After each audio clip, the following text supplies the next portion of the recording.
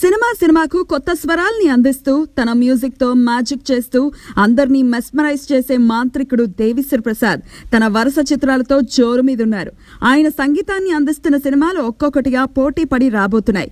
తాజాగా ఆయన స్వరపరిచిన రారండోయ్ వేడుక చూద్దాం పాటలు అందర్నీ అమితంగా ఆకట్టుకుంటున్నాయి.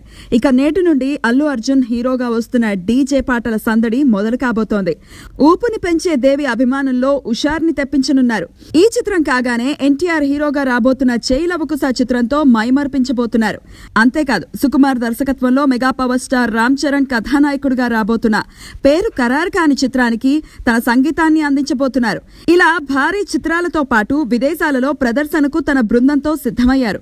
ఆయన పంచే సంగీత స్వరాల కోసం అభిమానులు ఎంతో ఎదురు చూస్తూ ఉంటారు. ఇక ఆయన సందడి మొదలైనట్లే అని టాలీవుడ్ లో టాక్ మొదలైంది. ఎంతైనా ఆయన జోరుకు సలాం చెప్పాల్సిందే.